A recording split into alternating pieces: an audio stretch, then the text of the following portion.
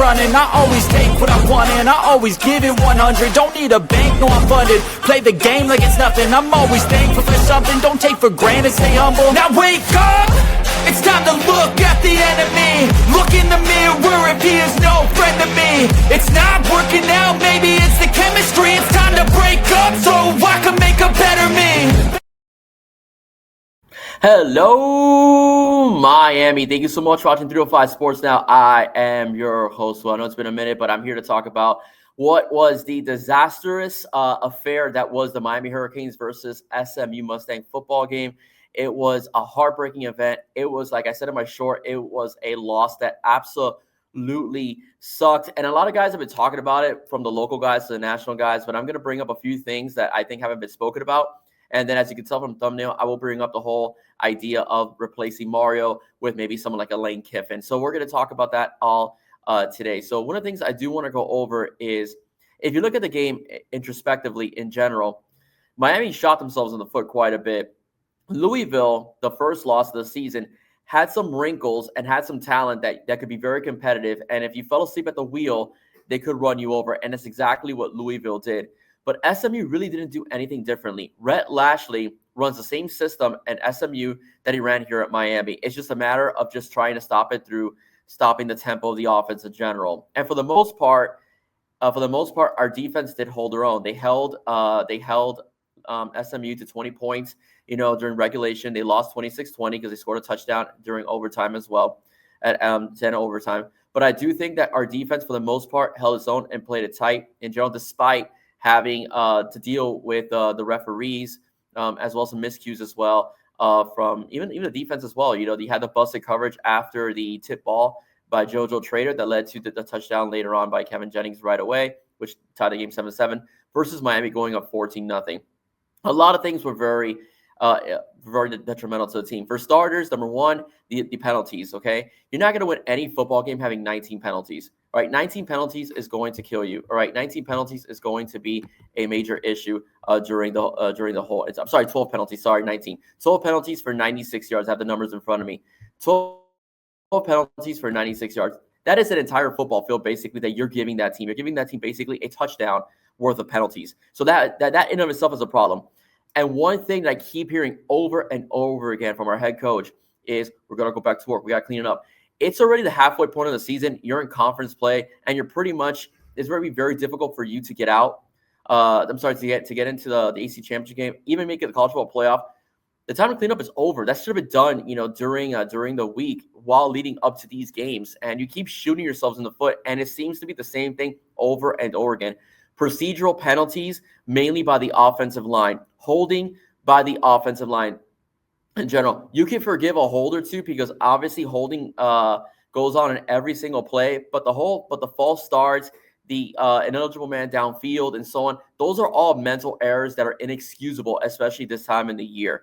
So that's something that really is a problem that has not been addressed by this coaching staff.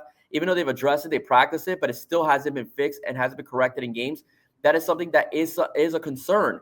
It is a major concern. But I want to talk about when people say we shot ourselves in the foot. I want to explain what I mean by that. Okay, so I'm going to share my screen. I wasn't going to, but I'm going to share my screen a little bit, and I'm going to go over the numbers, okay, of this past game. Share it with you guys and post it in 1 second and make sure that you're all watching what I'm watching on screen. All right, and let's go with the whole premise of the total yards. Come on, there we go. All right, so Miami had 23 first downs to SMU's 20. Miami had 433 total yards, comparable to 388 by SMU.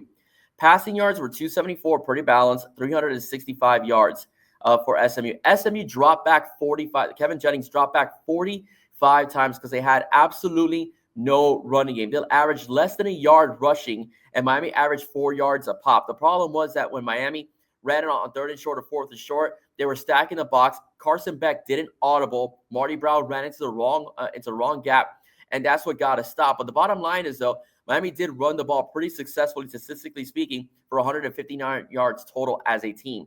All right. Carson Beck, 26 completions out of 38 passes, average yards per pass, 7 yards. He had 2 interceptions. Both of those picks, you could kind of make a case. Maybe yes, maybe no. JoJo Trader, he pops it up in the air. That's an interception. And Malachi Tony, it's been said that he stop running, but also the defender did jump the route, but the referee missed. I think it was JoJo Trader getting tackled in the end zone. That could have been a pass interference as well. And again, 12 for 96, 4 for 40. That is inexcusable. I do think SMU got the better end of the deal when it came to the officiating, but that is not the reason why we lost the game. That is not the reason why this game was lost. Okay, 7 of 16, third down efficiency, 3 of 13 for SMU as well, 0 for 1. But that's not why we lost the game. We lost the game because we lost it ourselves. We lost the game because we had no energy going into that field at a noon start locally, at a noon start over there in Dallas. Okay, we didn't execute on defense when the time came, right? And we didn't execute on offense. The defense did hold its own. Again, 20 points on the road on a conference opponent isn't bad. The offense had to do its part, and the offense didn't. But it's time of possession game that we want to play. 37-42 to 22-18. That is something that is a detrimental thing to this team. And the reason why, and Steve Kim said it best, you're basically by shortening the game, you're giving your opponent a chance to come back. What Miami really needs to do is start fast, build a big lead, and then you can play time of possession and eat clock. But don't do it when you're up 7-0, like you're up 21-0. And that what it seems to me is the problem that we're having with Miami. We did it against Florida, okay, as well, which Florida, it was a 13-7 game at one point. Miami then blew it open in the fourth quarter. We did the same thing with Florida State. We didn't crush them in the neck over in Tallahassee. We should have done that. All right. We didn't do that to them. And we didn't do it to Notre Dame in game one. Notre Dame was on the ropes. We should have finished them off, and we didn't. Okay. We settled for a field goal. So what I'm trying to get at is that Miami can't get out of his own way, and Coach Cristobal cannot get out of his own way. And that's pretty much what I'm trying to say here. Because numerically speaking, we should have won that game. We could have gone up 14-0 if JoJo Trader catches the ball and we march down the field. But SMU gave you a lot of opportunities to blow the game open, and we failed at it. Malachi Tony's run back, putting us at the 10-yard line before halftime. That could have been 14-0. That didn't work. You have a procedural penalty, backs you up. You have to punt versus kicking a field goal as well. All right. You had a lot of opportunities in this game. Use your tight ends as well. Okay. You don't have to go for it all the time, running up the middle, up the gap, up the teeth of a defense as well. The news is out. I gave them the benefit of the doubt early on, but the news is out. The weakest link of our offensive line is our center. Okay. Brockemeyer is great at pass protection, but he has trouble in several occasions run blocking. He's been pushed back. All right. And the bottom line is that you have to scheme around that. You have to scheme around the fact that you have a center that at the moment, if he's taking on a guy that's 330 pounds, is liable to get pushed back. And that's what happened on one of the plays where I forgot his name escapes me, but the SMU D tackle who's 334 pounds was able to pierce through both Brockemeyer and Alex Bauman, the tight end, and was able to tackle the running back. I think that's the one where Brown ran to the wrong gap, if I'm not mistaken. But the bottom line is that that was a major issue. Now, as far as like people talking about, we didn't do enough to their passing game. We should have done more. I think we should have passed more, to be honest with you, because their defense, SMU speaking, is feast or famine. They can get to you, but they don't get to you. You can burn them on the back end. And we ran the ball a lot. And our receivers didn't do too bad, collectively speaking. You have Malachi Tony with 9 catches for 70 yards. You had Keelan Marin with 5 catches for 77 yards. I don't know why AI messed up his name. You had JoJo Trader, 5 catches, 81 yards as well. So collectively speaking, our receivers, as far as the distribution of the football goes, it wasn't too bad. Running the football, Fletcher, 16 carries, 84 yards, left the game injured. We'll be playing against Syracuse this upcoming Saturday. It's gonna be the Marty Brown, Jordan Lau show. Hopefully Gerard Pringle will be the third back in that game. Either he or Chris Ridley-Humphrey. We'll see what happens. But the bottom line is that it's just truly unacceptable what happened this past Saturday. And I do think that needs to be fixed. That's something that really needs to be fixed. It really needs to be course corrected as well, because Miami right now has regressed. Okay. Teams are catching up to you. All right. Teams are catching up to you. They're finding you out. You were able to bully ball them the first month and a half of the season. Okay. That's not going to be the case. They're going to scheme around you. You have the most talent on paper in the ACC. That's why I said at the start of the year, on paper, Miami should go 12-0. That's what I said. On paper, Miami should go 12-0. All right, but I believe the record will be 10-2. I'm even skeptical of that right now. I think we may drop a game sometime late in the season. Possibly, my pick would be hopefully nothing. But my pick would be Pittsburgh. I think that's a team that could physically match with us. The weather, and of course, it's gonna be chilly up there. So what I'm trying to get at is like you have to be more creative. Okay, you have to be absolutely more creative. And I don't know what the deal is, as far as the offense goes, and so on. But there's a lot of talk about, Cristobal having too much of a hand. Last season was unbelievable. Last season, it seemed like we were a wide open offense. We were incredibly pass happy, right, altogether. And I know you can make the case, Will, we were down a lot. That's why Cam Ward had to chuck it down the field quite a bit. But I also want you to understand, in the games that we blew teams out, we were still passing the football. When we blew out Florida, we were still throwing the football on a regular basis. When we blew out USF, we were still passing the football on a regular basis. Florida State, we passed the we ran against them, but it was a pretty well balanced game. The offense flowed very well, during that game. Even though we ran it down their throat, and they played to not have Cam Ward beat you, but the bottom line is Dave Martinez beat you, Mark Fletcher beat you. So those are things that happen. And then, of course, the Wake Forest game, we threw the ball all over the place. Okay, up 21-0 on Syracuse. We were still throwing the football. The bottom line is, we were airing it all over the field. Okay, what I don't understand is this stubbornness to keep pounding the rock when you have Carson Beck. I know he's been streaky this year, but he's had some good games.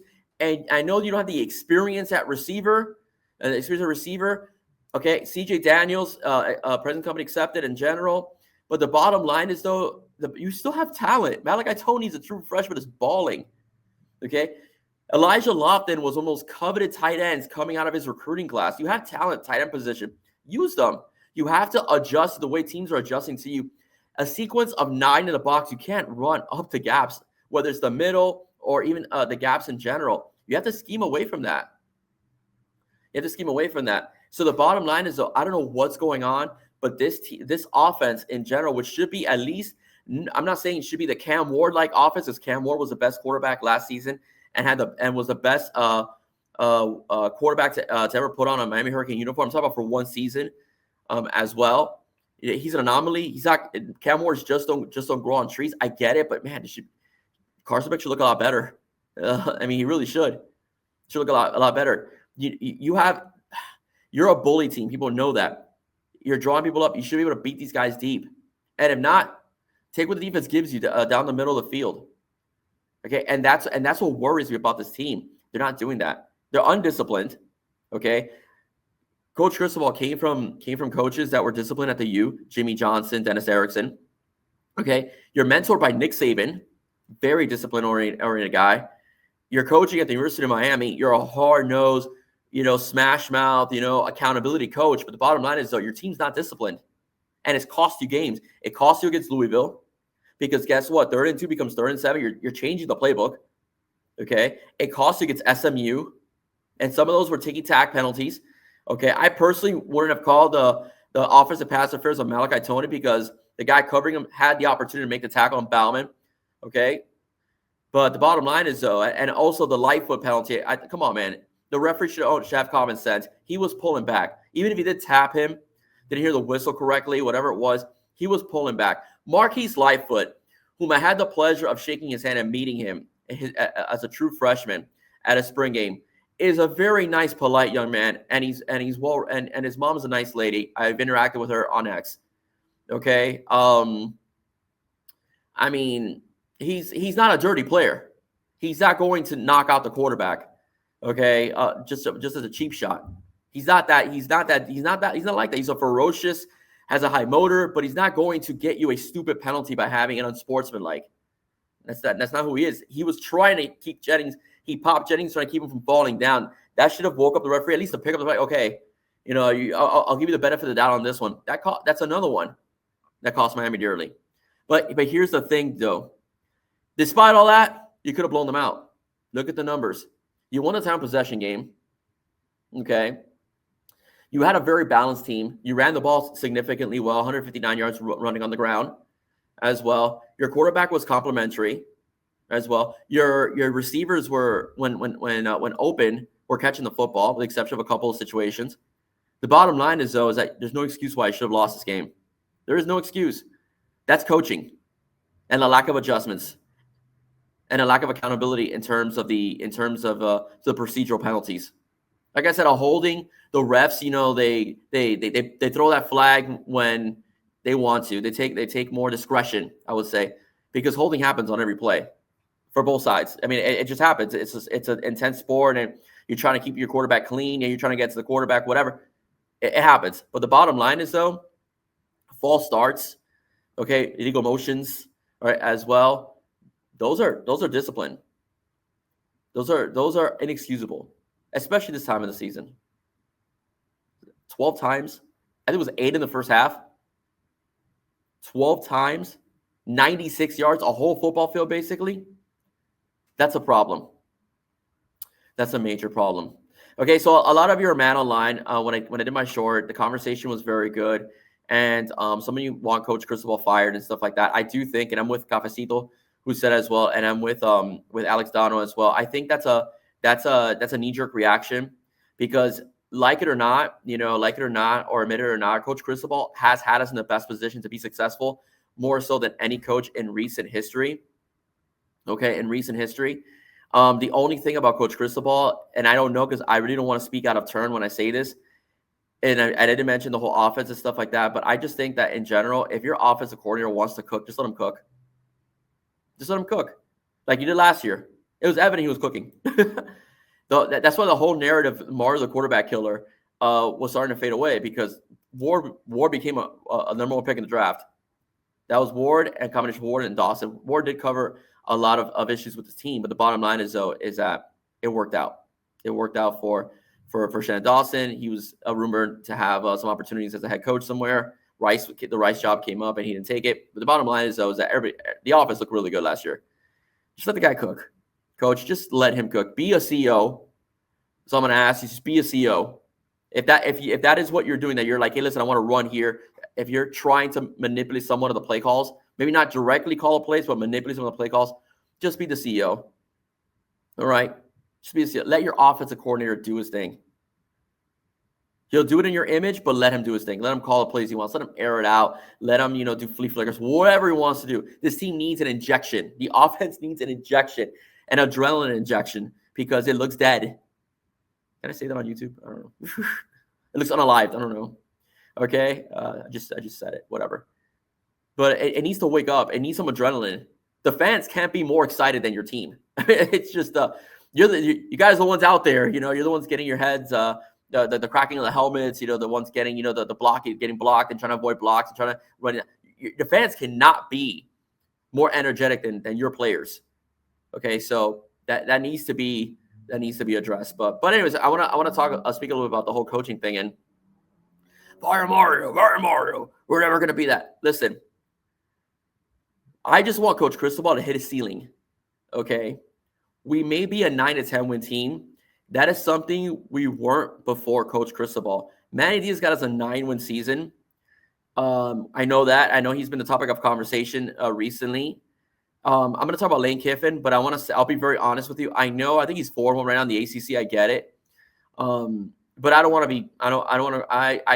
be Manny Diaz, Miami Hurricanes. I want to be the Butch Davis, Larry Coker, Dennis Erickson, Jimmy Johnson. What I remember growing up, guys, I'm 45 years old. I remember those teams. That's who I want to be. I don't want to be Manny Diaz. I don't want to be 2017, just one season, Mark Richt, that had a great defense, but the offense had the same issues as far as creativity and predictability as well. And it got us at the end against Pitt, and it got us in the end in the Orange Bowl as well, and the ACC championship game as well against Clemson. I don't want to be that team. I want to be dominant. Okay? My offensive philosophy, I love the smash mouth stuff. And man, can you be both? Can you be fast and be physical at the same time? Can you score 21 points in the first two quarters, and then beat the hell out of the team, as well, and then maybe get a couple touchdowns here and there as well? Can you do that? Not try to slow the game down altogether. For some teams, you may have to do that, but against SMU, you didn't have to do that. Okay, against Louisville, you didn't have to do that. Okay, early on against Stanford, you didn't have to do that. You aired it out in the second half, and look what happened. You blew them out of the water. I want to see the same thing this Saturday against Syracuse. So basically, you didn't have to do that. So, but I don't want to be Manny Diaz. I'm sorry. Yeah, I know he's doing well this year. They just beat Clemson, but I don't want to. I don't want to be. I really don't want to be Manny Diaz. But aside from Manny Diaz, the conversation has been Lane Kiffin. Okay, and listen, I'll be very honest with you. When Manny Diaz was fired, he was my 1B. It was Mario Cristobal 1A, Lane Kiffin my 1B. I was curious to see what Lane would do with the kind of talent that is here at South here in South Florida. And I will say that he is a very attractive commodity. I'm gonna be very honest with you guys. I'm not there yet as far as firing Coach Cristobal. And I do like Lane Kiffin. I think he's a great X's and O's guys in general. And in 2020, when he took over at Ole Miss, his overall record was 5-5, 5-5, and then he was 6-2 in the SEC the following year, 10-3. He's had some ups and downs over at Ole Miss, but the trajectory for Ole Miss as right now as a program is going up. I can't deny that. In 2022, he went from a 10-3 season to an 8-5 season. Then he goes back to 11-2. In 2023, then 10-3 last season, lost some games he shouldn't have lost, which has also been the narrative on him as well, that he always tends to blow that one game. And now he's 7-1 so far in the SEC. He's had some key wins as well. Let's see me look over here. I'm looking at his numbers here too. Recently, he had a key win. Well, it wasn't much of a key win, but they beat Oklahoma 34-26. Oklahoma's playing really good football this year, and Lane Kiffin won that on the road, where he actually trash talked the player for Oklahoma, saying that they wouldn't score on him. And gotta like Lane for that. You know, Lane is a personality. I personally think if Lane does leave Ole Miss, he's going to go to Florida. I think that's a destination he wants to go. You have DJ Lagway to coach up as well. There's a lot of talent as far as the receiving core goes with Burnell Brown, as well as Dallas Wilson. So I do think that that's the destination he's going to go. Listen, one of the things, it's unrealistic they're going to fire Mario. Okay, it's just unrealistic, guys. Kirk Cignetti's another name they threw out there. You would have to buy out Indiana that just re-signed him. You have to buy out Mario, and then you have to sign Kirk Cignetti to another contract. And I mean, I'm sorry to tell you, that's a lot of money. So, and in 2 or 3 years, if you're still in the same position, you could revisit that conversation. The buyout will be less, and you've really exhausted what Coach Cristobal is able to do. But the bottom line is that we're in the best position right now, talent-wise, record-wise, and nationally speaking, under Coach Cristobal than we were under the previous head coaches. And I still think with his relentless recruiting, the resources he's been given, we can still be in that position. But the one thing that needs to happen, if this is the case, again, I'm not in practice. That place is a steel trap. Okay, nothing leaks out, right, in general. I do think, but I just want to go with the narrative that's being stated, all over the rounds of social media or sports media. If he is meddling in the offense, that he has to have that philosophy, that he has to have that pound philosophy all throughout the season, no matter what the situation is, we are doomed. We'll be 9-3, 10-2. We'll win the occasional big game, but we won't be going to an ACC championship game because that one team will beat us. Now with the elimination of divisions, Coastal and the Atlantic, it makes it a lot harder because you could have some flubs one year in the Coastal Division and still get into the ACC championship game. The same thing in the Atlantic. Now there's no room for error. Every single game in the ACC feels like a playoff game. The intensity level goes up whenever you're in conference play. Miami has got to match it. They just got to match it, and they're not matching it. Okay, but as of right now, I understand the Lane attraction is there. I understand that he likes Florida. Okay, he likes to stay. He wanted this job originally, I believe, when before Mark Richt was hired. I think Lane really wanted. He was at FAU. Lane really wanted to come here, and the university said, nope. And they went with Mark Richt. It wasn't a bad choice, in general. Won us 10 games, got us our only bowl victory in the last few years. But the bottom line is, I think Lane would have been at the time a better fit for what the trajectory of the program as far as the talent level goes. Than would have than Mark Richt was. You shouldn't go this long. but just didn't happen. Okay, just didn't happen. Would have, could have, should have, wouldn't happen. And I think right now, Lane Kiffin would be unrealistic. Unrealistic at the moment. Okay. So at the end of the day, I do support Coach Cristobal, but I'm not going to refrain from criticizing him. Okay, I'm not refraining from criticizing him. Listen, I've been a fan since I was 7 years old. I can remember football, and these losses sting because I love the Canes, just like everybody out there does as well. So push forward, win out, try to win out. Let's see what happens, and take your bowl game seriously too. Try to win your bowl game as well. Okay, and then see what you could do in the offseason. Something tells me you may need to go again in the transfer portal. I'm not sure if Luke Nichols ready, but I also think that if Shannon Dawson stays or not, in general, whatever they let him go, goes to take another job, or they mutually part ways. Whatever the situation is, or if he stays, I do think Shannon Dawson's offense works better when you have a mobile quarterback. Geno Smith, Clayton Tune, Cam Ward.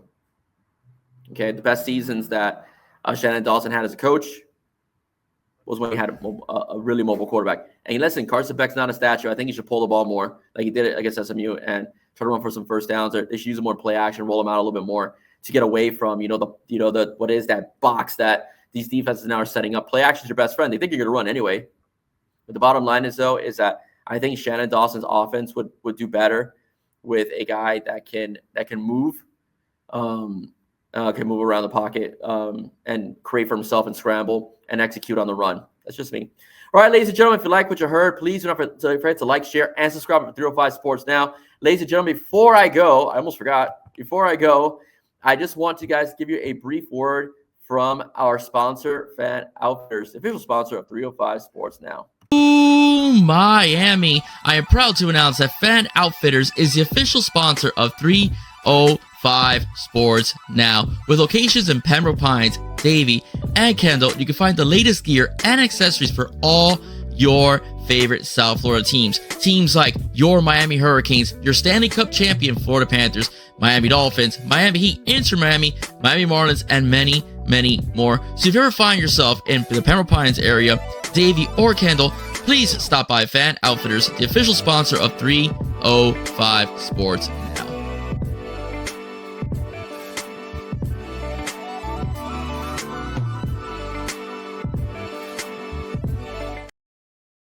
All right, ladies and gentlemen, as mentioned earlier, that is it for me. Have a wonderful day. God bless. See you soon. Go Canes, guys. All about to you. And do not forget to like, share, and subscribe. Bye-bye, everybody.